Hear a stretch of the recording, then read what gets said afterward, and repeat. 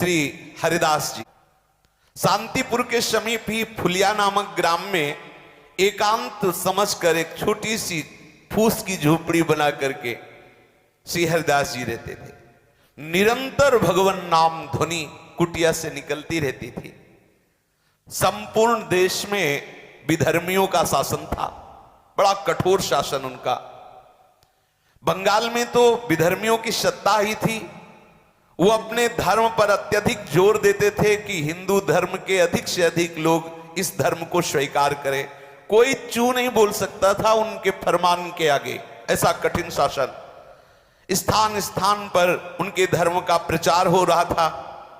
उनके धर्म प्रचार में जरा भी कोई विघ्न अगर उपस्थित कर दे तो बादशाह से उससे सीधे मृत्यु दंड, ऐसा भयंकर से भयंकर पीड़ायुक्त दंड दिया जाता था। इधर और निरंतर नाम रटने के कारण विधर्मियों के हृदय में बड़ी पीड़ा हुई कि हमारे कुल में जन्म लेकर के भी ये हिंदुओं के ठाकुर का नाम जप करते हैं। काजी को बहुत कष्ट हुआ। पहले कुछ भेजे कि उनको समझा दो, वो नाम छोड़ दें और कुरान शरीफ के अनुसार वो इस्लाम को स्वीकार करें। वहां कौन सुनने वाला है? जिसकी दृढ़ निष्ठा हो गई उसे कोई हिला नहीं सकता। फुलिया के आसपास पूर्ण शासन मानो एक बादशाह ही हो। गुराई नाम का काजी, बड़ा ही कठोर स्वभाव का, वो हरिदास जी के प्रति तो ऐसा जलने लगा, पूछो मत, ईर्ष्या का ठिकाना नहीं रहा उसके मुख। जब हरिदास जी के मुख से हरिनाम सुना तो जल गया। उसने सोचा कि हमारे धर्म में बड़ा भारी एक कलंक होगा और बहुत से जो धर्म परिवर्तन करना चाहेंगे, इस्लाम धर्म से हिंदू धर्म जाना चाहेंगे, उनका तो साहस बढ़ जाएगा। इनको ऐसा दंड दिया जाए कि कोई भूल करके भी हरि नाम ना ले। हरिदास जी का जन्म मुसलमान कुल में हुआ था। वो बस यही बादशाह से जाके कहा कि मुसलमान होकर हिंदुओं के ईश्वर का नाम लेता है, ये कुफ्र है, ये काफिर है, इसलिए इसका कत्ल कर देना हमारे धर्मशास्त्र के अनुसार उचित है। गोराई काजी ने विरुद्ध राज दरबार में अभियोग चला दिया हरिदास जी के ऊपर। राज आज्ञा हुई, तत्काल सैनिक भागे और हरिदास जी को गिरफ्तार कर लिया।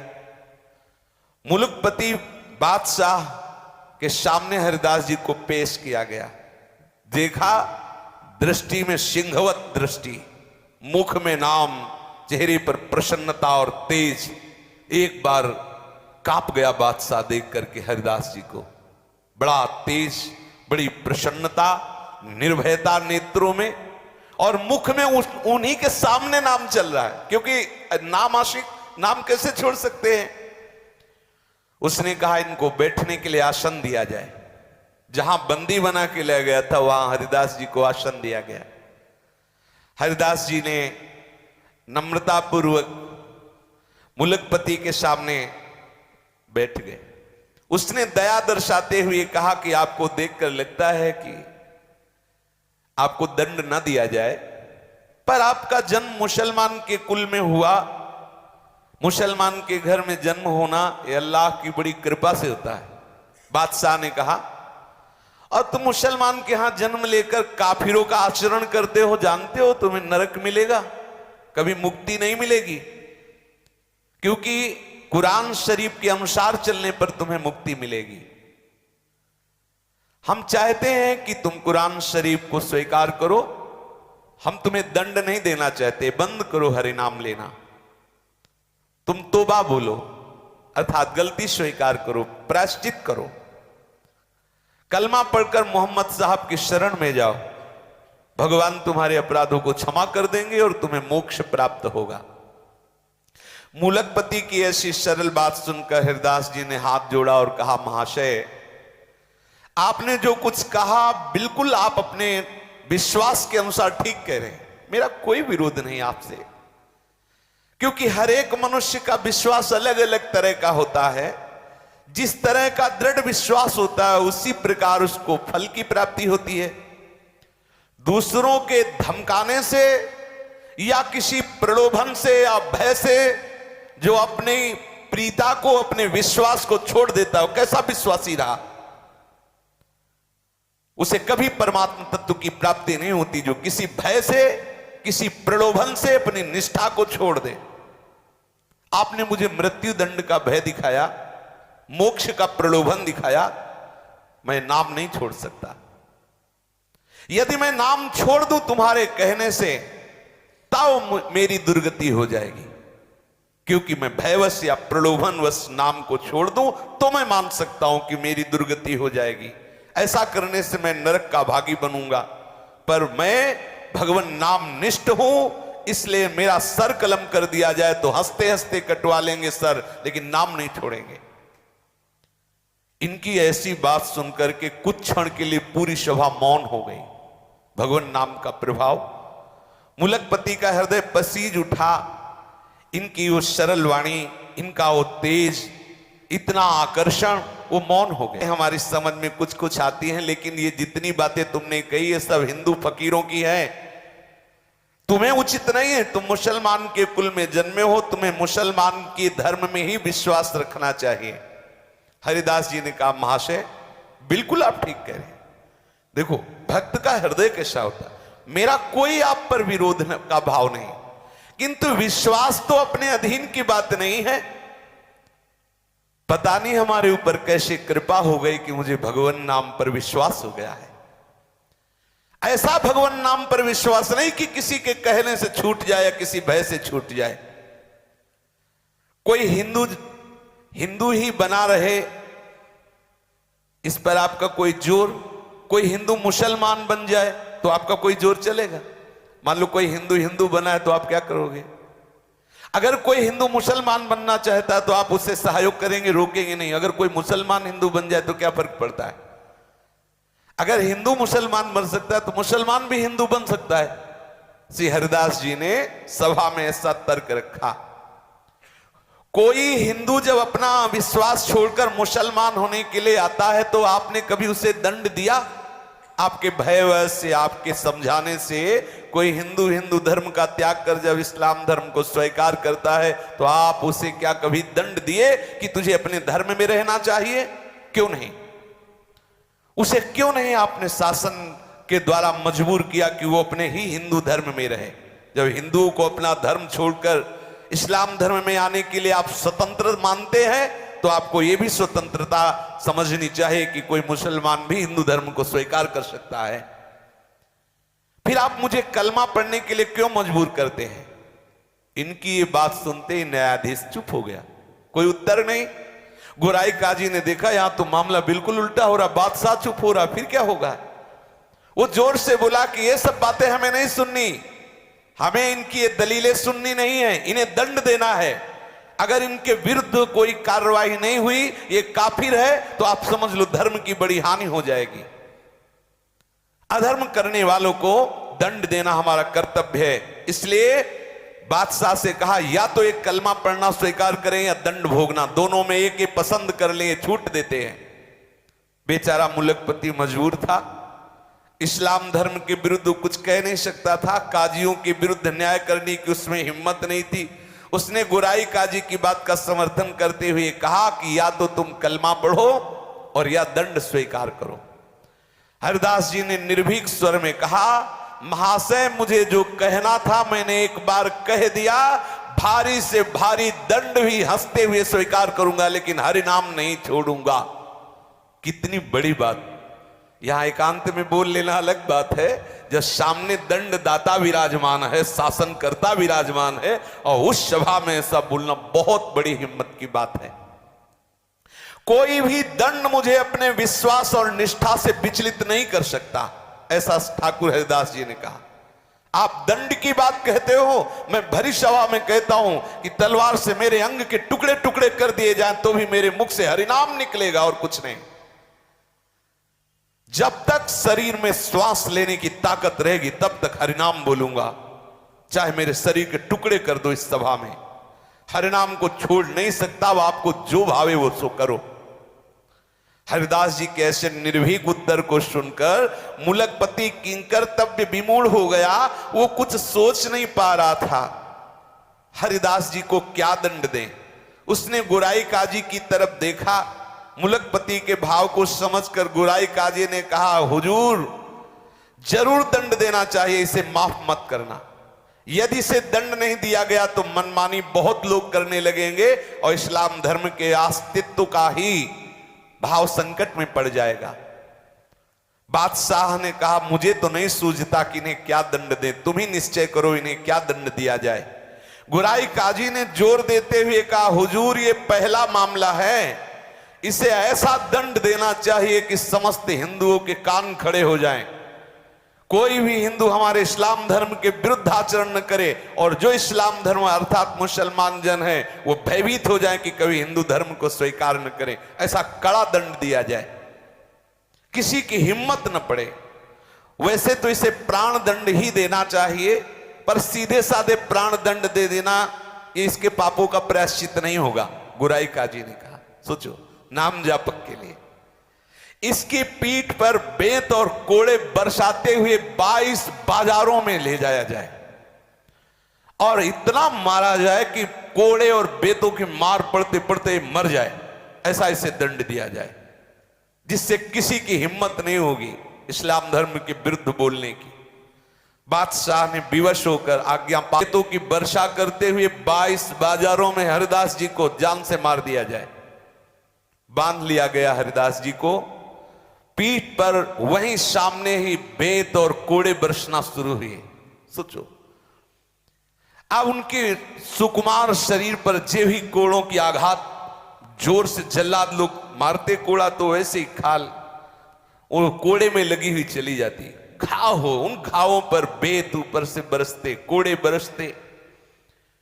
हरिदास जी की शरीर की पूरी खाल उधड़ गई, मांस दिखाई देने लगा, पीठ से रक्त की धारा बहने लगी।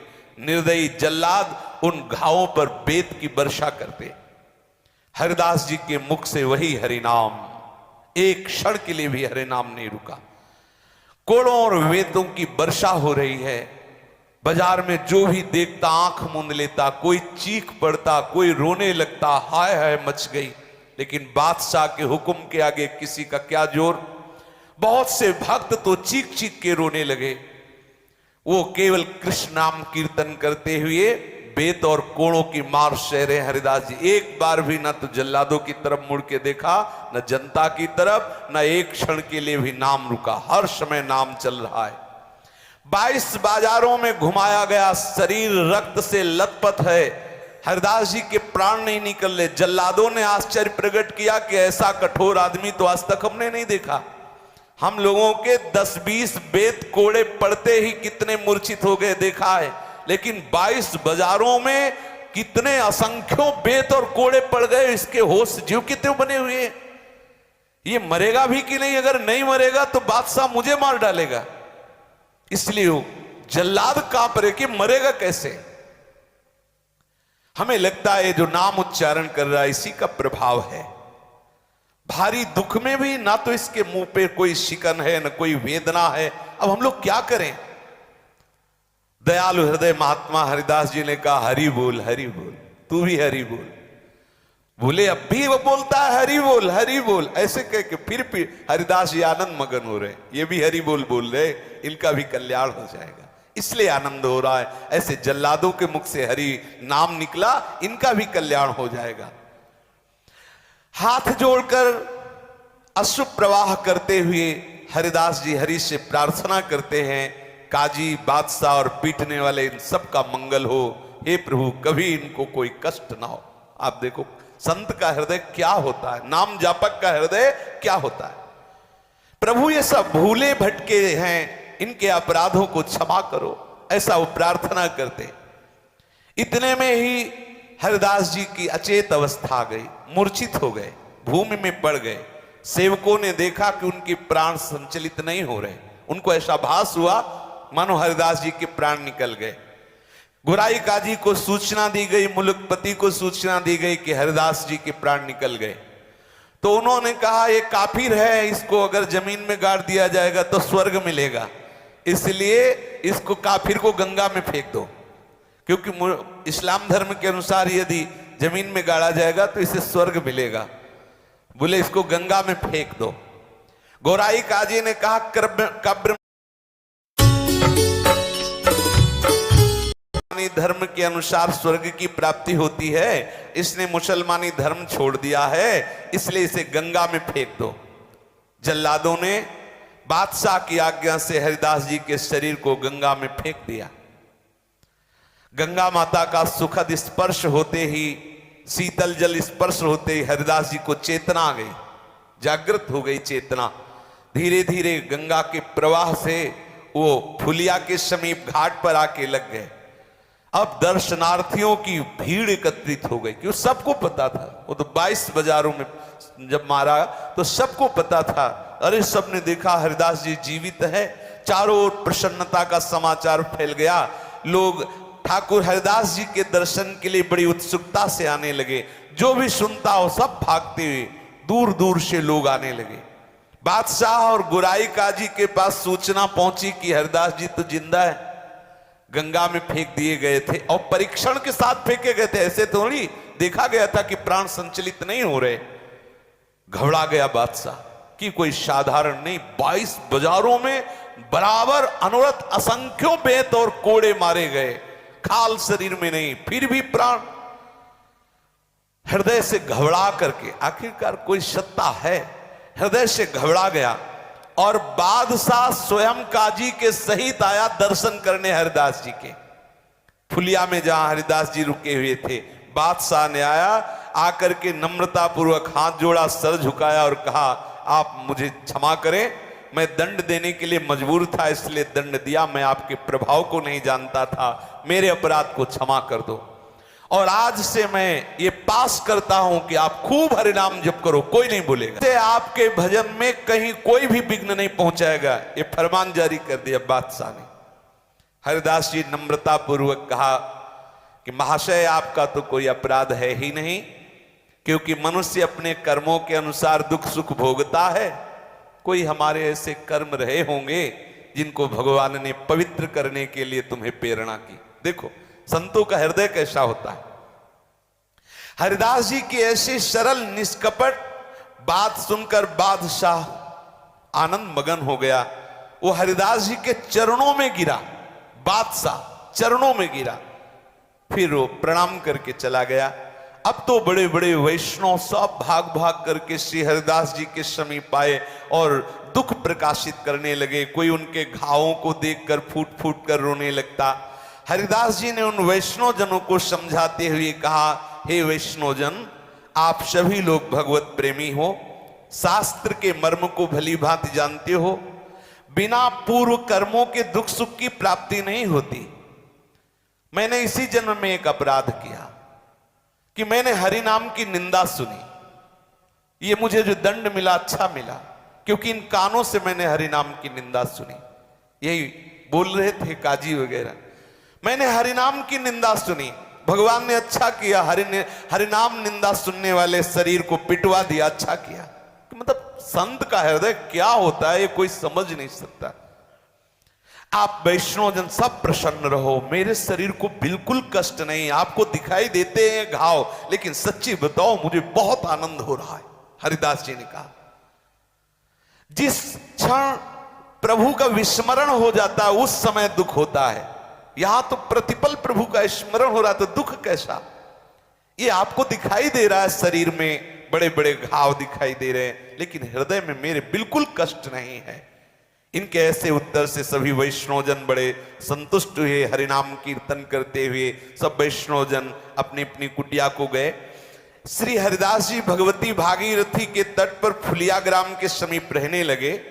वहां कौन सी कमी रह गई, जब बादशाह के चरणों में प्रणाम किया तो सोचो कौन सा वैभव उनके लिए दुर्लभ है जो भगवान के चरणों के आश्रित है। अब शांतिपुर से अद्वैताचार्य जी नित्य आते हरिदास जी के समीप। आचार्य ने पुत्र की भांति प्यार करते, अद्वैताचार्य जी पुत्र की तरह प्यार करते हो, ये उन्हें पिता से भी बढ़कर मानते। फुलिया के सभी ब्राह्मण वैष्णव धनी मानी पुरुष रोज दर्शन करने आते श्री ठाकुर हरिदास जी के, बड़ा आदर सत्कार करते।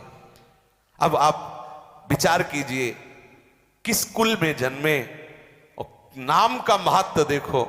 सब ब्राह्मण वैष्णव सब आके प्रणाम करते हैं। सब चरण धूलि माथे पे लेते हैं। ये नाम की कितना भयानक दंड दिया गया, क्या बिगाड़ पाया कोई? नाम का प्रभाव देखो। वही बादशाह, वही काजिया के चरणों में गिरे। श्री हरिदास जी के मुख से सदा हरिनाम निकलता रहता। निरंतर के कीर्तन के प्रभाव से इनके रोम रोम से हरिनाम की ध्वनि प्रकट होती। अगर कोई हरिदास जी के सामने जरा सी कोई भगवान की बात कर, सुनते ही ये अशुभ प्रवाह होने लगता, मूर्छित हो जाते, एक साथ शरीर में साफ सात्विक भाव प्रकट हो जाते। एक दिन की बात है, ये अपनी कुटिया से कहीं जा रहे थे तो रास्ते में इन्हें मंजीरा मृदंग की आवाज सुनाई दी। श्री कृष्ण कीर्तन समझकर ये उसी ओर चल पड़े। उस समय एक डंक नाम की जाति के लोग मृदंग मंजीरा बजाकर नृत्य किया करते थे और नृत्य के साथ वो हरि लीलाओं का, पदों का गायन करते। उस समय कोई डंक नृत्य कर रहा था और हरिदास जी जब पहुंचे तब डंक भगवान की काली दमन की लीला का पद गा रहा था। डंक का स्वर कोमल था, नृत्य में प्रवीण था, गाने का अभ्यास, और बहुत सुंदर भाव से वो ये विलाप करने लगा कि जब लाल जी नाग नाथने के लिए काली देह में कूदे तो यशोदा मैया जो विलाप कर रही थी वो। भाई विलाप की बात सुनते ही धड़ाम से गिरे हरिदास जी, साफ सात्विक भाव प्रकट हो गए, अशुभ प्रवाह, हुंकार, और तड़प रहे हैं जमीन पे। डंक बड़ा सात्विक था, वो महापुरुषों के भावों को जानता था। देख के समझ गए कि ये तो कोई महापुरुष है। तत्काल नृत्य बंद किया, इनके चरणों में लौट गया, थोड़ी थोड़ी धूल उठाई, मस्तक पर धारण किया, स्तुति करने लगा। अब तो बहुत से भक्त हरिदास जी की चरण धूलि ले लेकर अपने माथे पर चढ़ाने लगे। कोई उसे बांधकर रज को घर ले जाने लगे। अहो भाग्य से प्रेमी महाभागवत की चरण रज मिली। वहीं पर एक ब्राह्मण बैठा था, वो देख के जल रहा था कि देखो किस कुल में हरिदास जी जन्मे और सब इनकी चरण धूल ले रहे हैं, मैं मिश्रा जी मेरी कोई बात पूछ नहीं रहा। तो वो थोड़ी देर के बाद वो फिर डंक पद गाने लगा। अब वो ब्राह्मण एकदम जैसे हरिदास जी हुंकार करके गिरे थे वैसे वो भी गिरा। अब जे भी वो गिरा, वो तो पूरा देख ही रहा था कैसे हरिदास जी कर रहे थे, वैसे ही करने लगा। डंक ने जब देखा तो देखते ही समझ गया ये तो नाटक कर रहा है, तो जिस ढोल से डंडा बजा रहा था वही डंडा लेकर ब्राह्मण को पीटने लगा। हरिदास जी की चरण धूल ली और उसके तो डंडा पीटने लगा। अब दो चार डंडे में तो सहने की बात हो, लेकिन जो बराबर पीटता ही जा रहा तो भूत भी भाग जाते हो। तो ब्राह्मण देवता नाटक ही कर रहे थे, उठ के बैठ गए, भागे। लोगों ने कहा उस डंक से कि हरिदास जी ऐसे ही गिरे तो तुम चरण धूलि लिए, ब्राह्मण गिरा तो तुमने डंडे से पिटाई की, ऐसा क्या? तो डंक ने कहा हरिदास जी महाभागवत हैं, इनमें वास्तविक सात्विक भाव है, भगवत भाव है। और ये ब्राह्मण दंभ कर रहा था, ये प्रशंसा के लिए नाटक कर रहा था, और ढोंग को ठीक करने के लिए स्तुति पूजा नहीं, उसके लिए तो पिटाई चाहिए।